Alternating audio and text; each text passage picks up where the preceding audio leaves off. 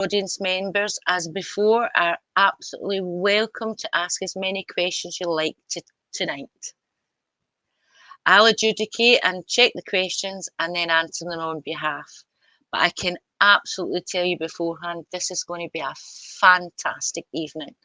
So without any further ado, I'd love to introduce Alice. Hi, Hello, everyone. Alice.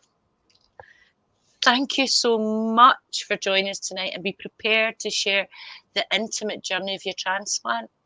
But before we get on to that, could I give you a wee opportunity to introduce yourself and tell us where you're from? Well, yeah, hello. I'm Alice, and I'm from Northern Ireland, and that's me. You're so very welcome. Thank you. As you know, Alice, I'm going to ask a few questions about your journey. But first of all, I think the best thing to do is acknowledge that there's been in the past a lot of deaf people who've had kidney issues, and you're here tonight explain about your journey. But could you tell us, how did it start? What age did it begin? It really first came to light right from when I was born. I was born with some renal issues. My kidneys weren't working particularly well. And, particularly since my third transplant over the past 10 years, the journey Three. has continued. Wow. So what age did you start? Was it 7 that you had your first transplant? Indeed, it was 7 years old. What was that like? Well, as I've said, I was around about 7, and they went for a transplant, but unfortunately, the first one was rejected by my body. Then a few months later on, there was an emergency, and I was called into hospital. My parents were given one of those phone calls to rush your child in because they had a kidney available for me. Oh. And it was one of those on-call situations where I had known that there was a possibility of getting someone from somewhere, and a very last-minute decision was made. A sad story was another child had been involved in an accident, and that was where my kidney came from. That one lasted me for 23 years. 23 years. Wow. So that was my second one. It did a really good job. I was able to carry on with my life. But then I ended up having to go for a third because the second one started to degrade. So went for a third one, and my sister donated the third one. Wow. Wow. I have to take you back, Alice. So Well, yeah, much in there. and I have to look after it very well, believe you me. So we're going to show our audience a picture of where your kidneys should be positioned.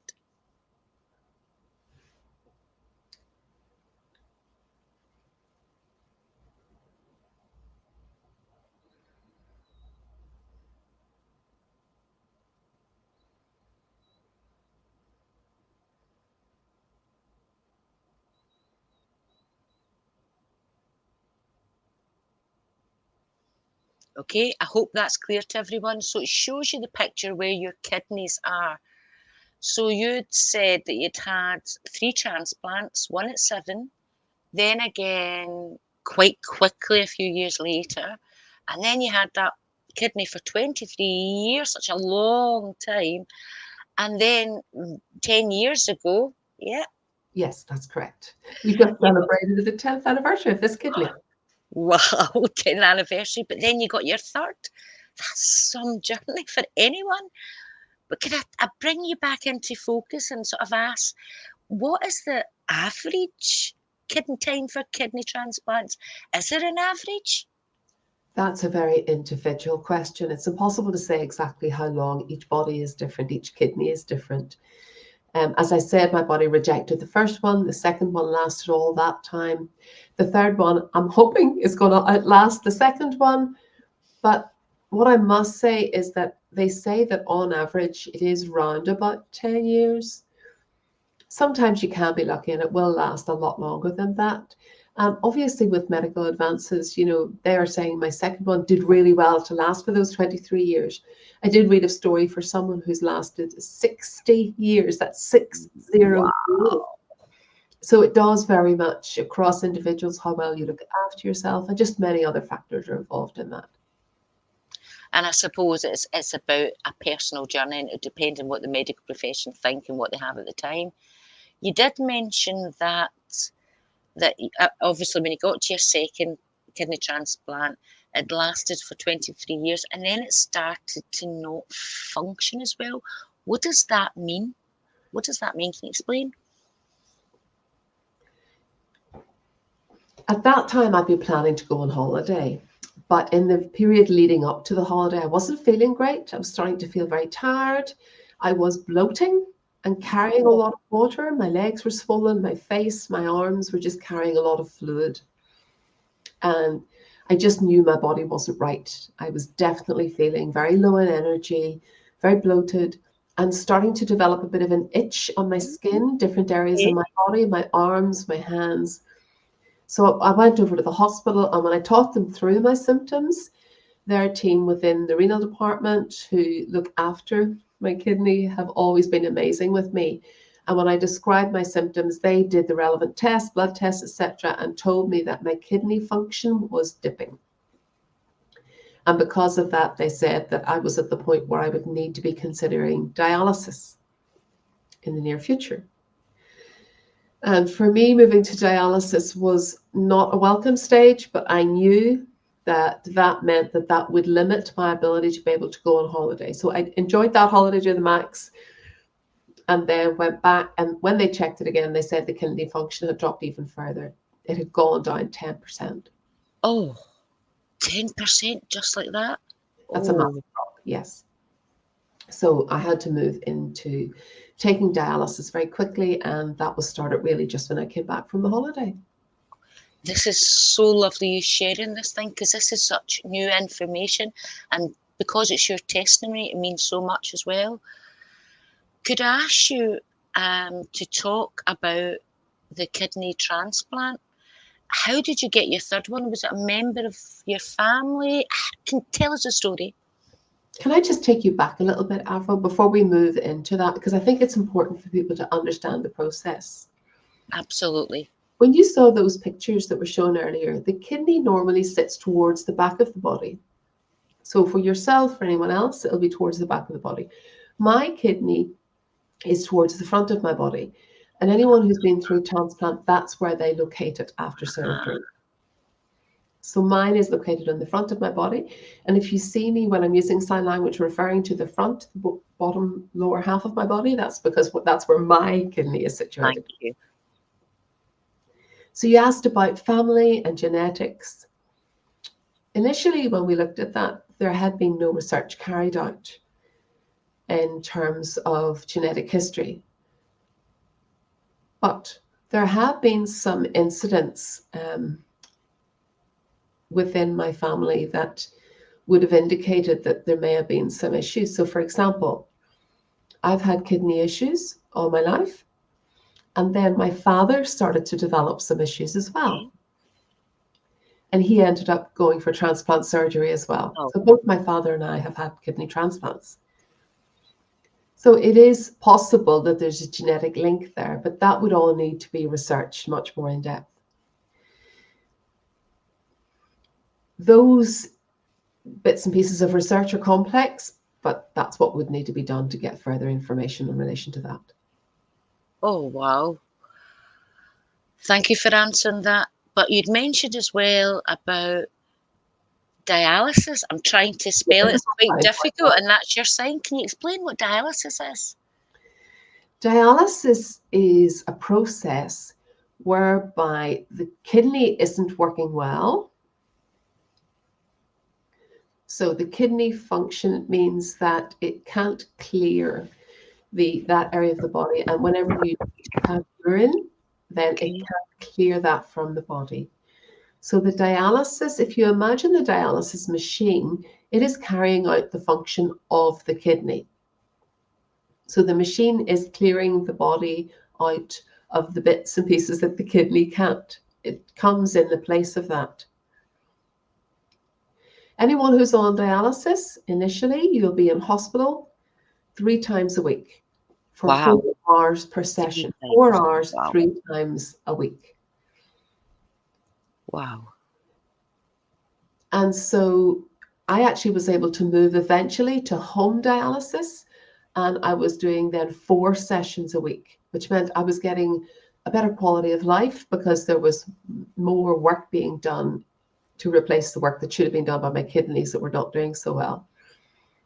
You have to be very carefully monitored. They're very strict, particularly if you're in hospital. They're even more strict, but at home you have a bit more flexibility because people aren't there checking every single thing that you do, and the machine is working more for you than it would if you're only 3 times a week. Oh, thank you so much. We've got a photograph of the machine. Let's have a wee look. Absolutely, there you go.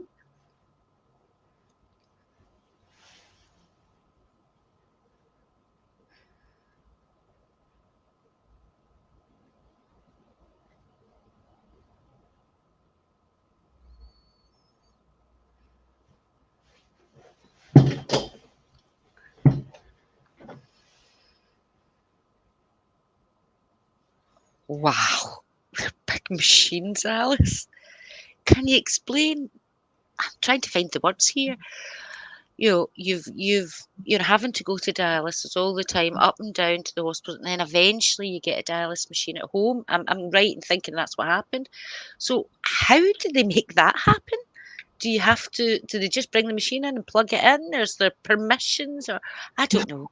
It's a lot more complicated than that. It really Mhm. is.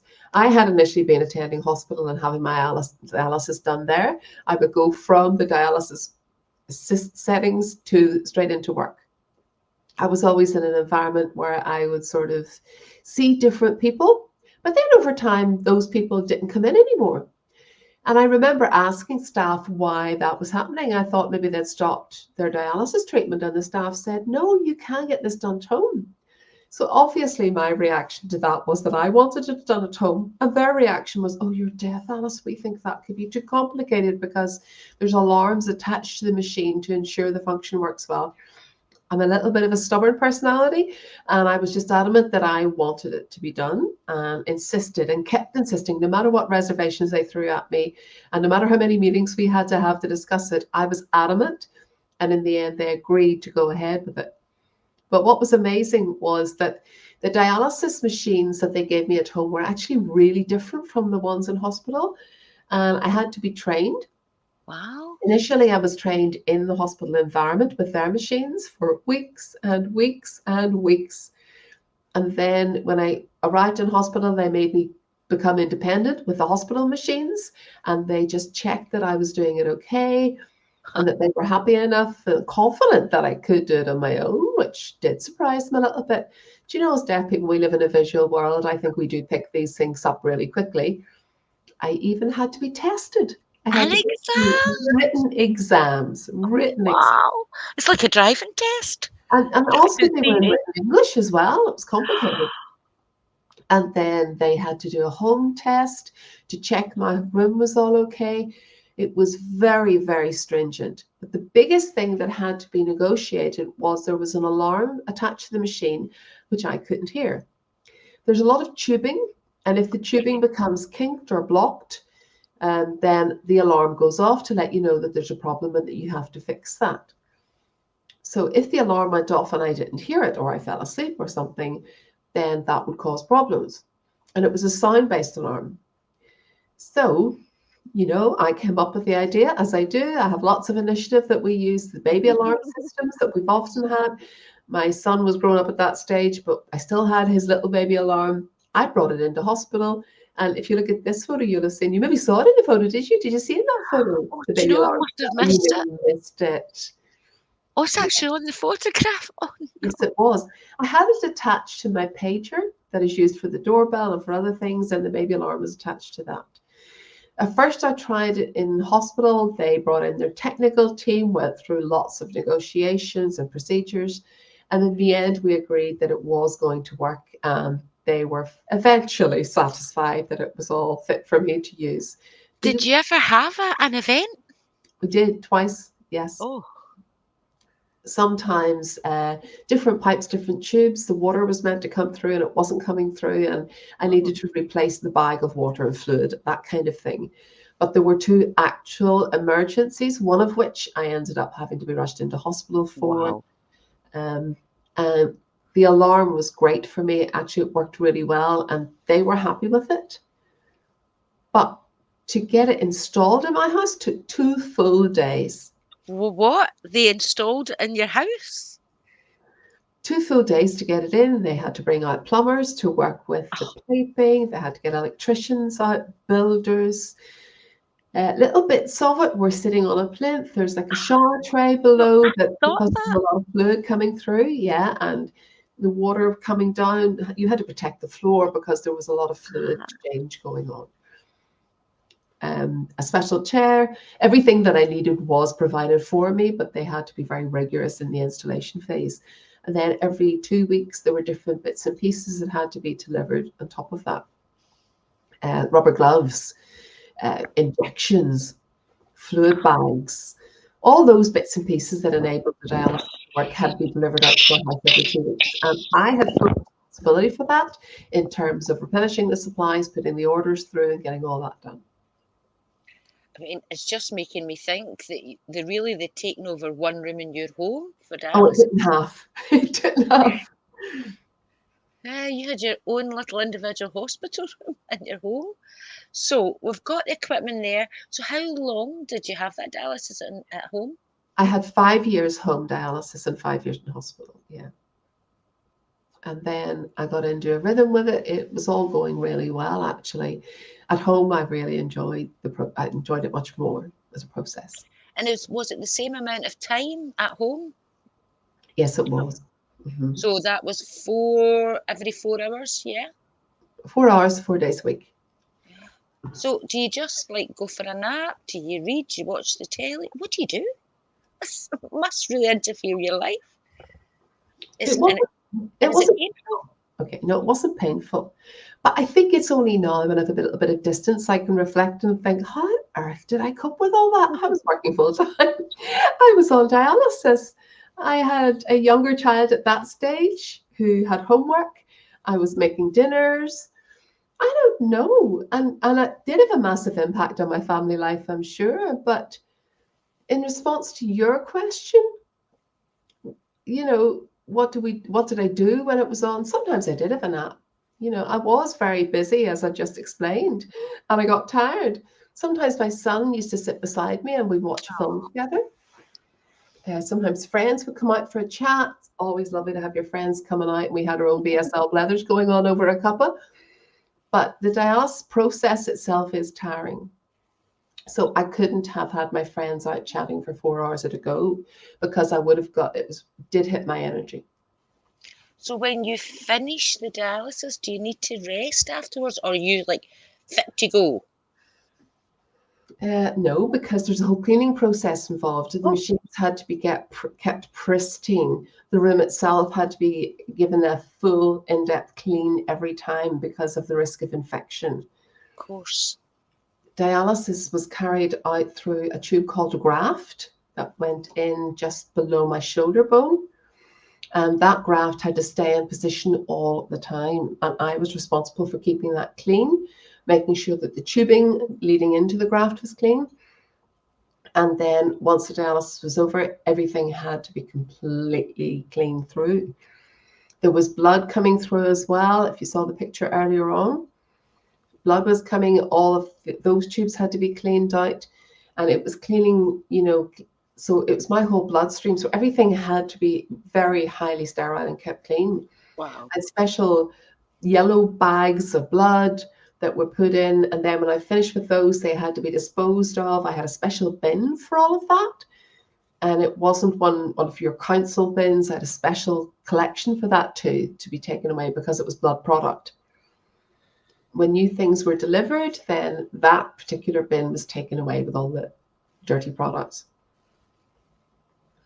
So it's not really just a straightforward journey. I mean, you've got all of this prior, during the dialysis, and afterwards. So how long did it take you? 15 minutes before, 15 minutes after, additional time. Wow. I also had to keep records, very, very strict records of my weight before and my weight after. The reason for that was that the kidneys are all about fluid balance. And if I was keeping up too much fluid, then my weight would go up. Yeah, That's so interesting, Alice. yeah, so I had to keep a strong idea on that because he also didn't want it to take too much fluid away. So the fluid balance need to be very carefully monitored, and I had to stay within a certain range for that. So you had to keep lots of notes, detailed notes. Very tightly monitored, and when I went to hospital, or they were sent to hospital where they kept an eye on them too. So you'd mentioned that you obviously have to check all the wiring and the tubing and everything else in the machine, make sure. But I'm just thinking myself, that must cost you a fortune in bills at home. I was given a special rate for that. For water and electricity, I was put on the main priority list that exists with those utility providers. So there is a backup system for your electricity if your electricity goes off, and I'm on the priority list for that. And also in the picture, there was another wire there that you'll have seen because there was a special backup system coming from the hospital. When the dialysis equipment went, the room suddenly felt very empty. It was a strange feeling, actually. Yeah. Wow. So we've got you in dialysis, and while you're having dialysis, you're working. You'd went on holiday. If you are having dialysis, can you still go on holiday? Are you limited, or is there special arrangements abroad? What happens there? Destinations are limited. So if you think about 10 years ago, I remember going to Crete. Beautiful place, absolutely beautiful place. It was a fantastic place. They had a pool. My husband and son were there. They went swimming, and I went off to get my dialysis done. But actually, it was lovely. Wow. And in Greece, it was free. It was an NHS agreement. Some countries in Spain, we would have had to pay. Going to America, we had to pay there. So do you then journey to the hospital? They don't give you dialysis in your room? Oh, yes, absolutely. In the hospital, I Yeah. had their equipment. But actually, in their hospitals, they still had the same equipment as I used at home, which was nice because they were very familiar to me. But I wasn't allowed to do it on my own. Mind you, I kept a really Makes close sense. eye on the staff who were using the machines because I knew how to use them myself, and I made sure they did it correctly. Sometimes I even interrupted what they were doing and pointed out when they were making mistakes. Although communication wasn't easy in those countries because it was difficult to know what to do. I mean, I couldn't have got an interpreter because they were Okay. different languages anyway. So I had to try and write notes, but it wasn't easy. So in the past, you would have to arrange all this prior to a holiday? Yes. There's dialysis coordinators in these countries, so we'll contact them, and then when I got there, as long as they'd been contacted, they would be ready for me. But I had to get all that set up. But holidays couldn't be easily arranged; they were complex, and I didn't have the independence that I have now and the freedom that I have now. I was very limited and restricted. And would that affect your holiday insurance? Does that go up? Oh, of course, yes, because of the dialysis. Just to say, my insurance is still affected by that because of the transplant. As a transplant patient, my insurance is still higher than those who have not been through transplant. So it is still hard for me to do that and get insurance. Okay. Well, Alice, we've got some comments and some questions coming in. And it's just about to appear on our screen. It's from Tyron Wolf. And the comment is, this is really good info so far. And Tyron also wants to ask a question. Did you ever feel it's just not fair, all of this happening to you? Good question. I think if I'm honest, no, I haven't done that. I think I've just grown up with it. I'm used to it. This is the way I am. I was born deaf and I'm used to that. That's just me. It's part of who I am. And my kidneys have been part of who I am, and my renal terminal situation is part of who I am. I think what has bothered me was particularly when I was a lot younger. I mean, I don't care so much now, but when I was very young, I was very self-conscious about Mm. the scars around my abdomen area. I think as I got older, I started to think, I need to be proud of who I am, what I've done, what I've achieved. My scars have become my badge of honor, and Yeah. that's the way I see them now. They represent the life that I've been through, the battles that I have overcome, and I'm proud of my badges of honor. I don't worry about that anymore, and I don't tend to think, oh, it's not fair. But having to do, the home dialysis when they wouldn't let me, I was at the point of saying, this is not fair. And that's why I fought so hard to get the home dialysis and not have to go into hospital. As I said, I'm pretty assertive and I got what I wanted. Oh, thank you. Thank you. I hope that answers your question, Tyrone. I want to ask you, uh, we've talked about dialysis and then we're on to your third transplant, and that was after your 23 years of the second transplant. The second transplant lasted for 23 years, yes, second kidney. So I'm going to show you a photo of who gave you the transplant.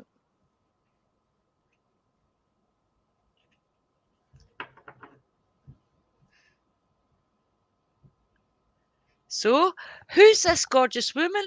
That's my sister. Oh, tell us your story. How did you even come up with how did you start the conversation? So this second kidney lasted for 23 years, which was just amazing.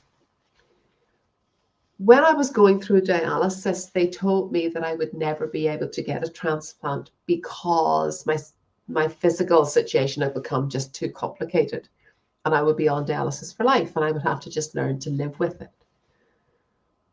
But then one day, my husband said to me that he would be prepared to donate his kidney to me. So we Okay. traveled over to England to get him tested, and it turned out he wasn't a match. So we came home and I went back to family and we just explained what we'd been up to and the fact that we weren't able to get this done because I would have had to have gone for a living donor. A You living can donor? get donors from people who are dead, but that would not Ah, have been my situation. I needed a living donor why? because my whole physical condition, because it was already the third transplant meant that I had to have a living donor. Ah, So then I went out to see my family one day and they said, we just decided your sister's going to give you her kidney. I'd never spoken to my family, never asked. I wow. went to the hospital and explained what had just been agreed. And the hospital kind of said, you know, just what on earth is going on? Because I was really overwhelmed. My sister had contacted the hospital, got herself sorted out, got herself tested, everything ready. And honestly, my family had this all prearranged.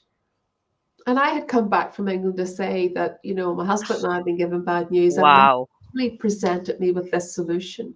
So I went through a roller coaster of emotions, as you can imagine. And then we all had to be tested again. I had to be tested, she had to be tested, and we turned out to be a perfect match. And the doctors were really pleased. But the one problem was we had different blood types. Okay. It's interesting. And the doctor explained that to me. The doctor explained that because we had both had children, then our blood had changed through the process of childbirth and pregnancy and all of that. But the doctor said we can work our way through that. So what they agreed to do was a plasma treatment. What's that? The plasma treatment would help my blood to turn into a blood type that would be the same as my Ah, sister's. I was O plus. My sister, I can't remember exactly what she was. I think I don't remember. It was a bit, whatever it was. They gave me the plasma treatment so that mine would match hers. And it worked really well. It took a few weeks. so is that like how long did it take from you initially knowing your sister was giving you the kidney to the operation? Sorry for interrupting, Alice. It's just so much information. The actual surgery itself should have only taken 2, maybe 3 hours. . Mine took a good bit longer than that. And the reason for that was that the second kidney had been in situ for 23 years and Ah, had basically got stuck. And so right. they had to have a much more complicated surgery to remove the second one. When they did remove it, then my sister had keyhole surgery to get her kidney removed, which didn't take long. She wasn't cut open. It was just a Wow. keyhole, tiny incision to get in. Then amazing what they do nowadays. Absolutely I don't phenomenal know. technology. Yeah. If you think what used to happen during surgery, keyhole surgery to have hers removed, and then it was a very quick process. So altogether, from my end, the whole surgery took 4 hours. I then was in recovery for another hour. So you could say 5 hours, but it's a long enough surgery. So when you woke up, how did you feel? Did you feel different or I oh, felt sore. That's what I felt. I was very sore. oh, What I do remember really clearly is I had interpreters with me the whole way through from first thing in the morning, 6 a.m. right through. Because I was having the plasma treatment, they had to be there to ensure that the blood was actually the same. Because if the blood wasn't the same as my sister's, mhm. the transplant couldn't go ahead. So they had to do a lot of checking and monitoring right through. But for me, one of my clearest memories of that day is the surgeon who actually flew over from America for me to be part of this surgery. Obviously, they had that particular expertise.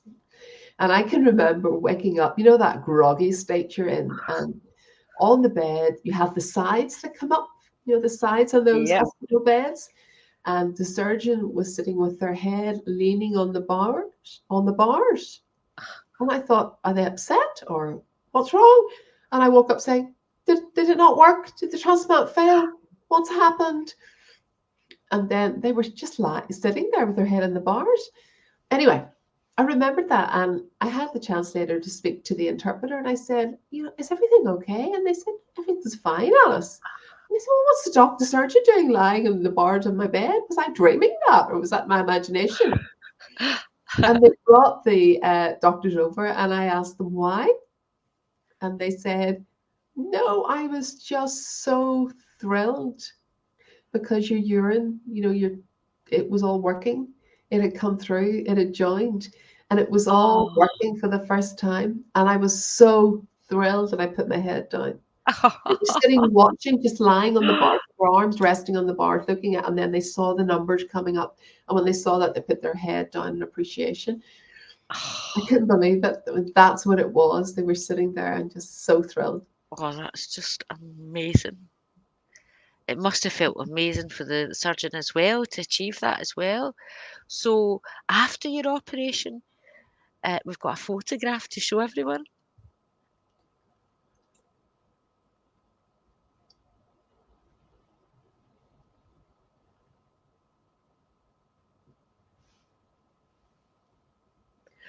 Well, I can see you signing 1, 2, 3, and your face looks really well and fit after an operation like that.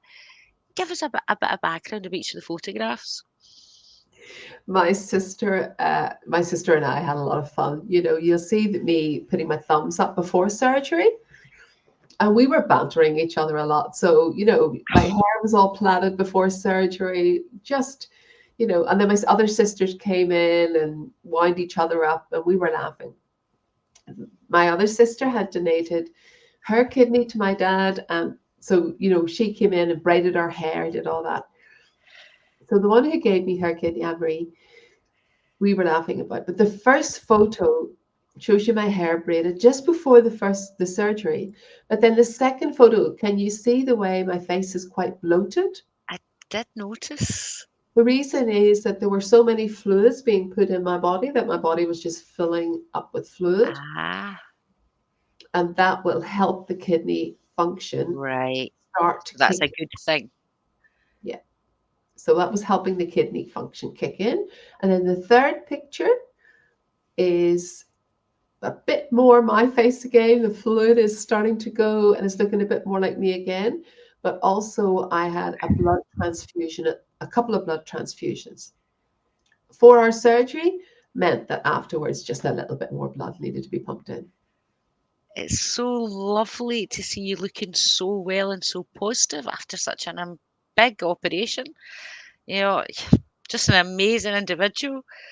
We're getting lots of comments coming in.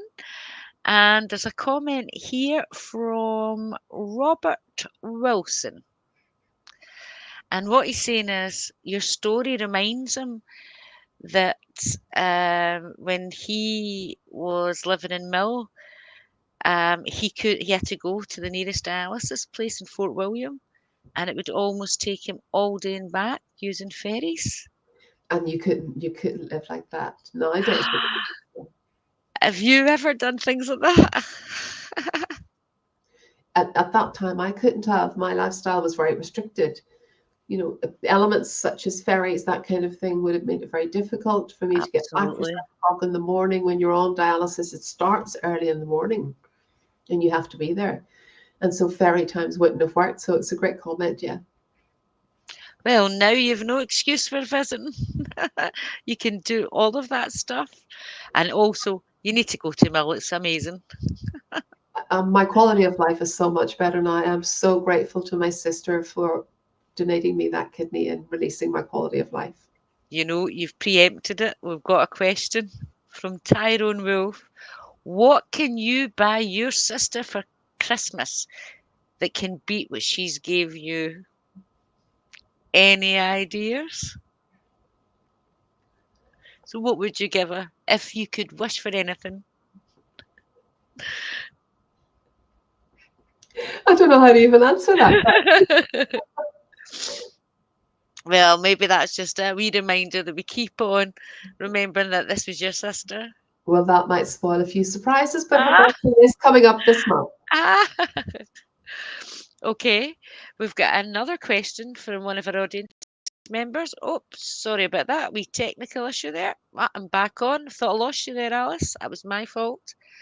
Another question, and this question is from Linda Brine. And Linda's saying, it's great that your transplant has been successful, but can I ask what is the kind of average success rate?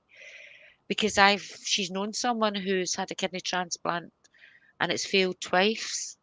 I can't honestly answer that question. As I said previously, everybody is different and situations and bodies are different. And that's a medical question that I wouldn't be qualified to answer. Sorry.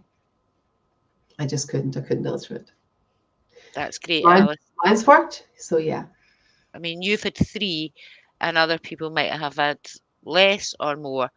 But I think the best advice is maybe even have a look at the website, the NHS website that talks about kidney transplant and gives you a lot more information.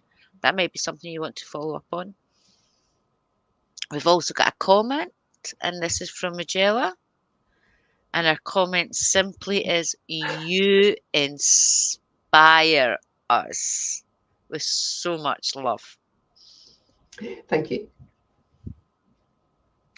So I'll go back to asking you some of my questions now. Time is just zooming as I expected. So we've got to that you've had the operation, but you must have had all the consultation, all the consent forms, and all the paperwork. Did you find that an easy journey? Were you provided with interpreters? What was it like? What was your experience of that whole process? I did have interpreters throughout the process, Great. 100% of the time. I'm so grateful as well to my medical team who were beyond belief with me, just amazing. And I think the lovely thing is that some of the medical staff became part of my life. I've known them since I was tiny, a little girl, when I had Yeah. my first transplant. Some of them have moved on and retired, but they have known me. I did move over to London for a while, and then I moved back home here again. And I went back to the department, and it was so lovely to catch up with them again. They're just an amazing team. And they've always ensured that I was part of everything, that everything was accessible, that interpreters were brought in for me as and when. I'm really lucky. I'm lucky. I just know that I am. I'm fortunate. Now, the other thing I will say is I do have a good level of understanding of English too, which is an advantage. But there is medical information that Yeah. I tried to read and I still haven't a clue. So what I've learned to do is if it's something I don't understand, I'll go through it, highlight it, and bring it into my doctors and ask them, and then they're more than happy to talk me through what it all means. And they're also really flexible with me because if something is still isn't making sense, they'll draw diagrams for me. And that makes it clear as well in terms of talking me through the surgery, the detail of the surgery, what it will look like, where it will happen. So when I went through pregnancy myself and had my son, I had a section and they had to open up, have make sure that everything from my transplants were done around the same area so that I was using old scars and not adding additional scars to that abdominal area. Okay, so what you're saying is they opened up the same scar as your section? Yes. Hmm. Oh, Yes. Yes. Because they just used the same scars for the transplant that were ah, already there in my abdomen. They didn't add right. to what had already happened in that place. And beforehand, they drew diagrams so that I would understand how they were going to approach it. Honestly, they're just amazing people. Brilliant service. Wow. It's so interesting. I mean, I'm just thinking about going through pregnancy. You know, surely pregnancy impacts your body. So how did it affect you? Well, to be honest, the pregnancy was a little bit of a surprise because I'd been told that I wouldn't be able to Oh, have children. And so, because I was a transplant patient and it's in that abdominal area, everything around that area becomes more than complicated. I do have one son, and I've always wondered, I had wondered if, having had the birth itself may have impacted on my second kidney. And ah, it is possible that that process of giving birth did impact my second kidney. thank you, Alice. We've got another question I think Tyrone Wolf is really excited about tonight. So his next question is, how much information uh, was supplied to you in English BSL rather than the Northern Irish dialect of BSL? And if it was that an issue for you? So the fact that maybe a lot of the information may be in a kind of English dialect. Can I just check what you mean by that? English, written English or signed? Written No, no, English no, is what no. information. I know. I'll maybe ask Tyrone just now if he can maybe clarify his question. I think he means English BSL rather than Northern Irish BSL. Yeah, I've just had a wee message. Yeah. He's just feeling talking about the signing information. Did you have more in your regional dialect? So did you have it Northern Irish sign, or did you have to translate from English sign, as in the country of English sign, like London sign and things like that? So when you were going to get your information and you were maybe did you more go towards the sort of like the Northern Irish sign? Um, I think as an individual, I'm very keen to explore ideas. I want to be on top of my own information. So I will always check. And if an information came out, I will also check the lip patterns and make sure that I'm getting the terminology and the sign language correct. So I stay on top of that. I've also had to create a certain amount of vocabulary with the interpreters who work with me on a regular basis to understand how to sign dialysis and transplant and all of that. So we've worked together collaboratively on that. Well, And I'm it's all humbled. Northern Ireland signs you're using? Well, yeah, that's where I live, so it's great to be. Of course. Interpreters are in Northern Ireland as well. Thank you. And Tyrone, yes, we're sticking to our Northern Irish signs. So let me go back just a bit. Remember, we were talking about you'd had your operation and you have to do things pre-operation and after or post-operation. Is there anything that affects your diet? Do you have to change how you eat or drink? Before the last transplant, the things became really stringent, Oh, so strict. I felt like I wasn't allowed to eat anything. I wasn't allowed any chocolate.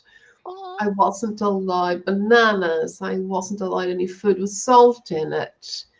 because before dialysis, and all of this is pre-transplant, the reason why they were so strict about all this was if I was taking in a lot of salty food, then I would require more fluid.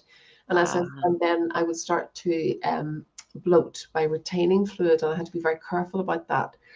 My fluid intake for one single day, including all fluids, and also including fruit and vegetables, was very carefully monitored, even sauces. So I was restricted very tightly around the amount of fluids that I was allowed into my body. I can't remember exactly now the details where this was 10 years ago. I think it was 1,800 milliliters per day. That was my complete total amount of fluid. What was the best food to eat when you were going through dialysis? Was there anything that was recommended for you? Again, very strictly monitored. I wasn't allowed to just eat whatever I felt like eating. I had to be really careful. Everything in the food could have an impact on my renal function and what was going on here.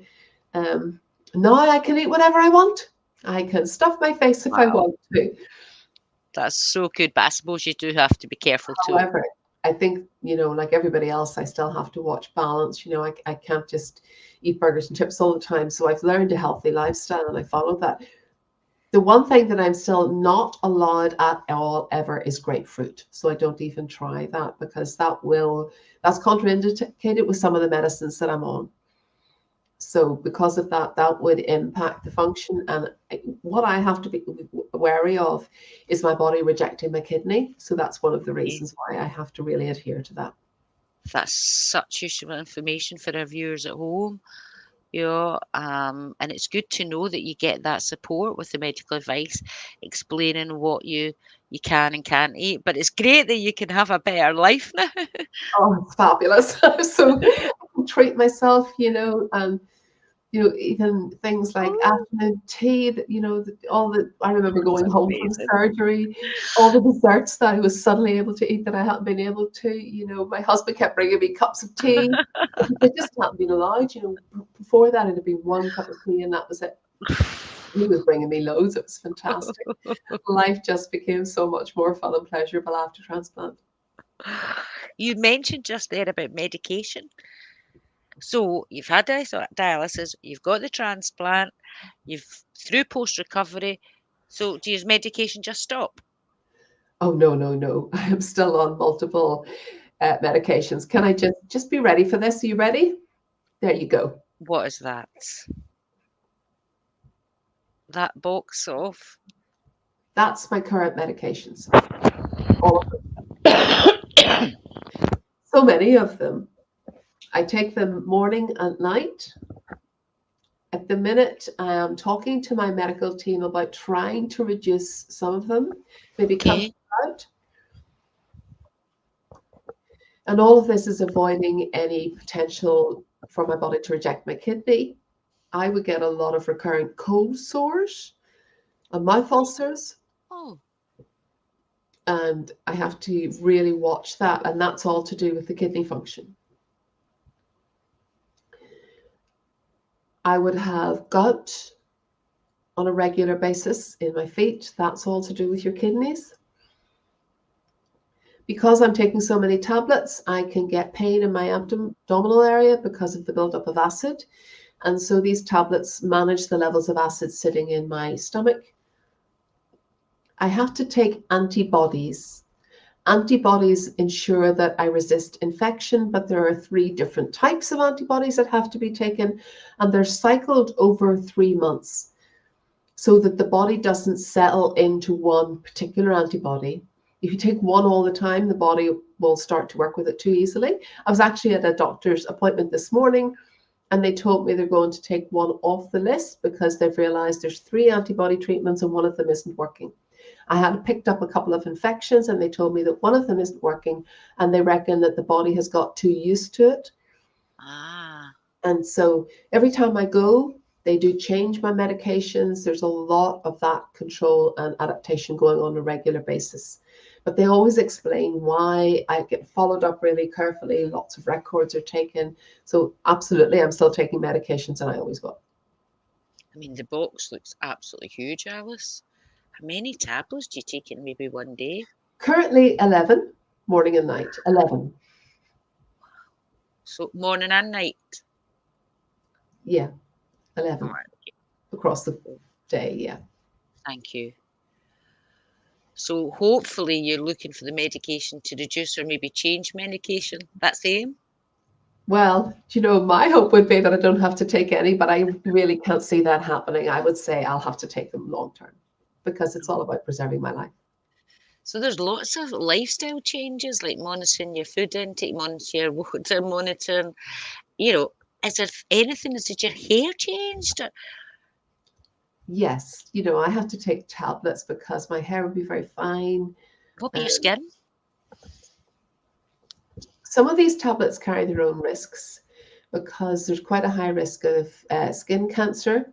Oh, If I'm out in the sun, I have to wear a very high SPF just to make sure that my skin is protected. why is that? It's to do with some of the medications. They just, Ah, whenever you're in sunlight, it means that my body's more at risk. Some of them also can hit your immunity. And so I take other ones to bolster my immunity. I have to have the flu jab and I have to have the COVID jab very regularly. okay. And boosters on top of the ordinary ones. So I've one coming up soon. I mean, recently, when we had COVID, how did you manage? Yeah, I was Did it fine. affect you? I did catch COVID 3 times. The first time I was really ill. I had pneumonia with that, and I was really sick the first time. The second and third times weren't so bad at all. Okay. I think out and about was perhaps risky for me, so I ended up avoiding going into shops and getting home deliveries to avoid picking up any infections. That makes total sense. Thank you so much. I'm just thinking about once you've had the kidney transplant, surely that must be an emotional thing. Did it affect you hormonally, emotionally? Hmm. Or maybe it Well, was okay? um, I think when I think about it now, the dialysis itself was really frustrating. It wound me up. Friends, who are planning a night out don't realize that I couldn't just go. And the disappointment of not being able to do things and just having to think, oh, look, this is just my life and don't go was hard. Now I don't have those restrictions and I can go out with friends when I want. I have a lot more freedom. And I feel like my quality of life is so much better. I don't have to be as careful and as strict about what I eat. Um, potatoes, things like potatoes. I was only ever allowed one potato at a time. Even with vegetables, I was allowed 1 tablespoon as a portion. That's how strict it was. Nowadays, I have as many vegetables as I want, and I can enjoy myself. Oh yeah, I can imagine. I can just see you partying with all those cakes and everything. Why shouldn't you? But you asked about the emotional impact. I think nerves, and also the fact that my sister was donating her kidney to me meant that I had to take it really seriously because it's her, she gave that to me. And, I want to beat 23 years with this kidney. I want this to last more. So I'm always conscious of that, which means I have to look after myself really well, even better than before. I'm on this medication. I'm really careful about that. I drink lots of water, which is just gorgeous because I couldn't before. I wasn't allowed to, but now I do to look after myself. My fluid intake was so tight before.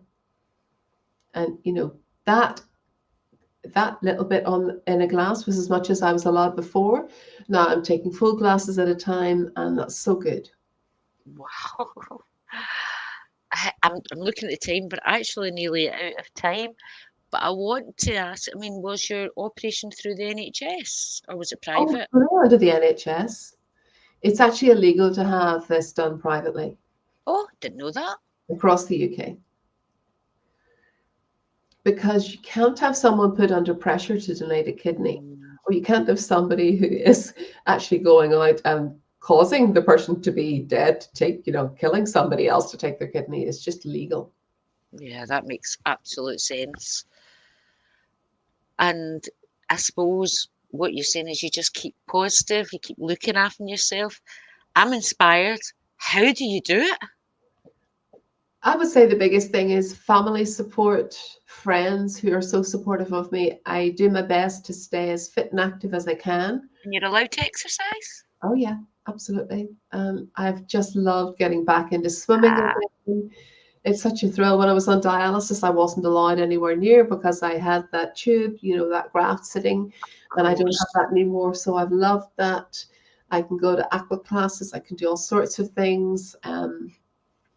I'm really just so grateful more than anything for the medical team that I have, who have been so good to me for my entire life. They are just an incredible bunch of people.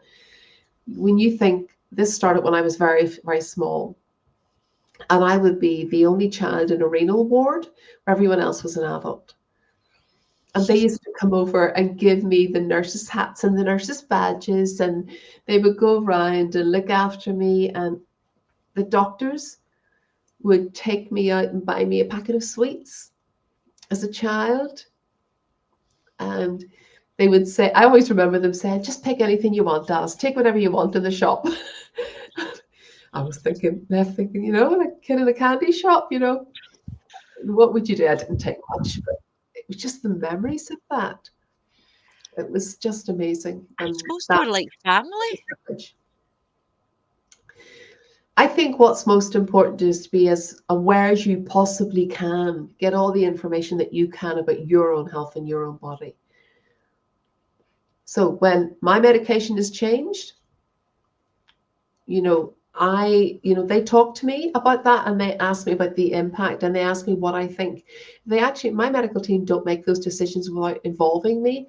I know that I'm being involved. I feel that I'm being involved, and then we make the decision together because they explain to me why they're changing my medication. It's very much a dialogue, and they will always show me the results from any blood test to show me my kidney function going up or down or whatever's happening. Uh, all my blood results are openly shared with me, and that's what I think keeps me positive because I know what's going on. I've got all that information. If I didn't have that, I think my story might be very different today. I'm very grateful for their involvement in my life. I think you're probably right. Your story would have been different, and we are so grateful for you sharing this evening.